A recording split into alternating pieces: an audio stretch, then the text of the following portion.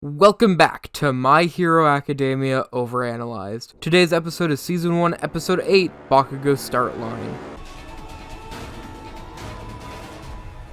So this was your big plan? This line in the recap is a different take of a line from a shot before this. They actually cut out any lines from the shot this was stolen from. I thought it might have just been a different take because it sounded off, but no, just a line change. Here they both are. So this was your big plan?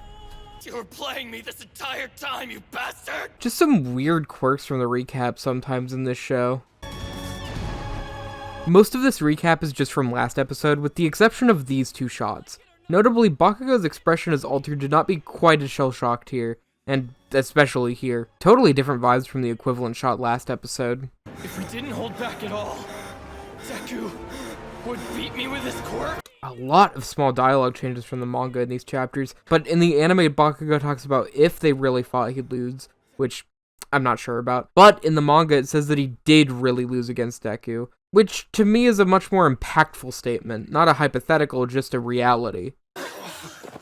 Ochako still looks sick from quirk overuse here. Fun detail. Doria's plan was also poorly thought out, considering the amount of damage that he received. Momo actually points out a slightly different fault in the, you guessed it, manga. Instead of criticizing his injury, she actually mentions that Izuku's attack had the same problems of Bakugo's gauntlet attack, using destructive attacks indoors. Though I do appreciate more attention being drawn to the impracticality of Izuku's current glass cannon attacks. That's the only real way to become a top hero. So, it's been quite a bit since we've done one of these, but this is Momo's first real introduction. How is it? I think it's actually pretty good. What's interesting about her character in these first couple of seasons is that she's actually also a victim of being humbled by UA, though not yet. Here we learn that when given the chance to analyze something, she can do it well. She has a good sense for combat on a conceptual level. She's kind of like Izuku in this aspect. However, she's also kind of cocky and overconfident like Bakugo. She's presenting herself as this smart, cool, and calm person to her classmates and teacher, when that isn't entirely true. This kind of has a quality like Aizawa's introduction, where we're supposed to buy into this persona until we learn more about her. I'll go into it more next season with her arc being more of a focus, but it's an interesting thing to keep in mind this first season as well. One of the 4 students admitted to the hero course. Oyama looking into the camera again.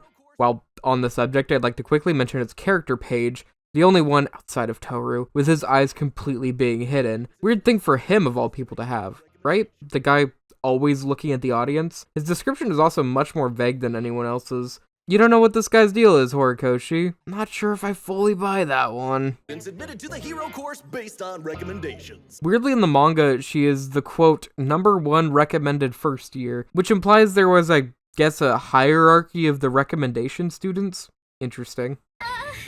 Just don't look, okay? I like how creative they get with having Toru express her emotions. This little face bubble is cute. I also enjoy that the invisible girl is someone who's super bubbly and outgoing. It's a fun contrast. One final thing, you can actually tell with how the objects move that when she gets embarrassed, she's actually covering herself up here, despite not being able to see anything. Again, a good way to show her personality off despite not being able to see her. This small gesture, and also All Might declaring the start of the battle, are also both anime original. And I think the other's on the same level somewhere.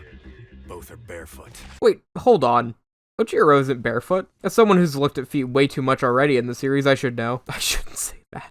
Anyways, is this just a straight up error? No, yeah, I checked. The manga says that only Toru is barefoot, not Ojiro, but in a semi-long-winded way. Weird. Okay, I also checked the sub, and it says that they're barefoot, which could go either way. There could be a singular referring to just Toru, but in the way the sentence is structured, it does seem like it's more referring to both of them.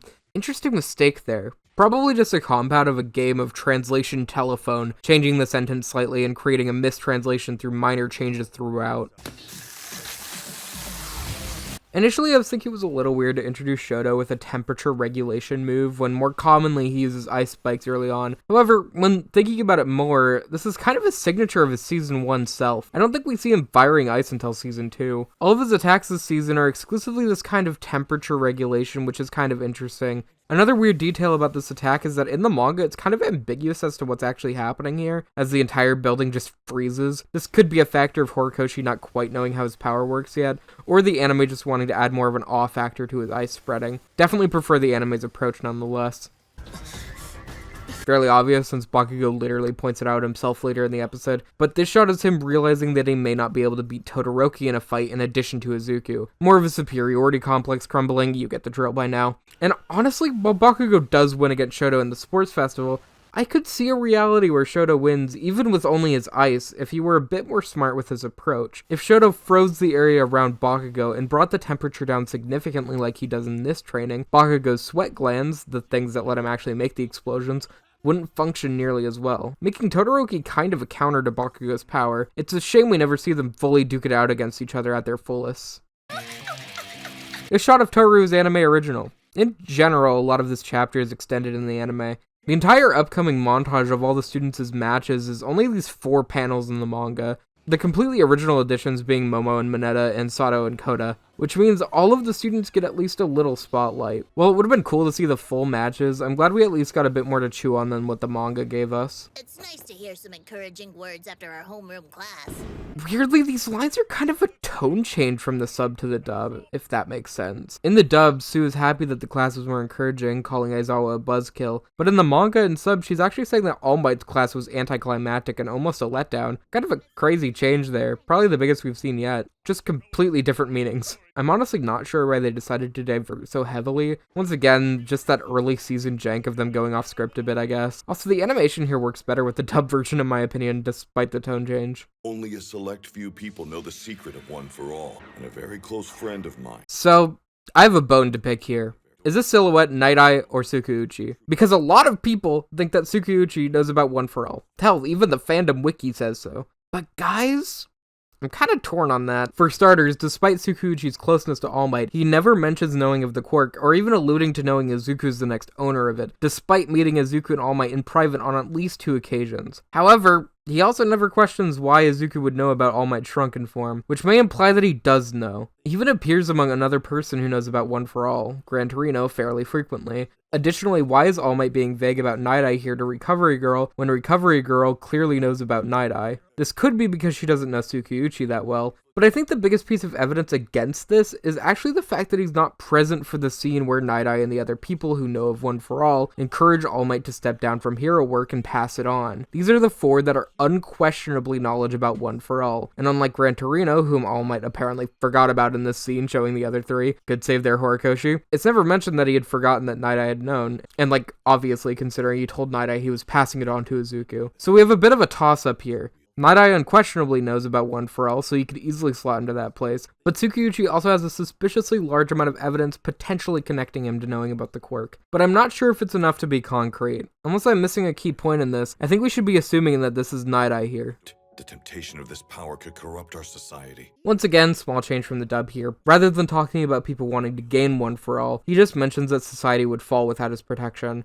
Honestly, I think the dub provides a better reason as to why he doesn't want to share the secret, less vague and actually answers Recovery Girl's question. Young man. We get an anime-only flashback sequence here, which really isn't necessary. I guess we are at the halfway point of the season, but I think it was more to pad out the runtime of this episode. As opposed to other episodes up to this point, outside of episode 1 and 2, which are special cases, each episode has adapted at least 1.5 chapters, most episodes covering 2 or more, but this episode only covers a single chapter, chapter 11. This causes some pacing issues, and they cover it decently well by having that anime-only student montage from earlier, but I think if you wanted to adapt just this chapter, they should have been extended a bit more to tighten up the pace of the rest of the episode. Listen well, young man. This is your choice. Okay, this flashback is fucking weird. For starters, this is not when that line is said. It's said in this scene. The other one being where he's saying the name of the power, which is why Izuku parrots the name after. This is the case in both the dub and the sub, by the way. Then additionally, this is not what he says in episode 4. Welcome, young Midoriya. He says Izuku instead. Welcome, Izuku. There's even more strange quirks to this flashback, but they're more just minor dialogue shifting. Not as jarring as the first example, but it's just so odd to me. They just didn't need to do this. Do they do this just to fuck with me specifically, since 99% of people won't even notice the difference? Answer me, My Hero Academia! Answer me! It's late afternoon. Alright, My Hero Academia, your clock game has been pretty on point since that first episode, but this I have to take small issue with. It's not nearly as egregious as that first clock, but technically this is also impossible. The hour hand is at exactly 4 p.m., possibly even a bit past it, but the minute hand is at 55 minutes, which is impossible while on the hour. Because of how minor this discrepancy is, though, you could argue that it's just the angle or whatever. I'll just put it in the thin ice tier. Also, the small sequence of Deku waking up is anime original as well. Hi, I'm onto Sarah. The anime inserted Sero, Oyama, and Mineta into this scene interestingly, including the small gag of Mina blocking Oyama from speaking. A lot of manga changes today, huh? I've noticed a lot in these past 2 episodes that the anime really tries to give students more lines or screen time in general in comparison to the manga. Probably a good idea to get us more accustomed to the class early on. Tokoyami! Okay, this is getting ridiculous. This scene is also anime original. Jiro and Ojiro are also additions to the shot, and so is the Suzuku line. Seriously, it's rare for My Hero Academia to have this much deviation from the manga. It's normally about as one-to-one as you can get. Again, I think this is a factor of padding out the runtime of this episode so they can end on the Bakugo conversation. What kind of stuff you like? Anything sweet.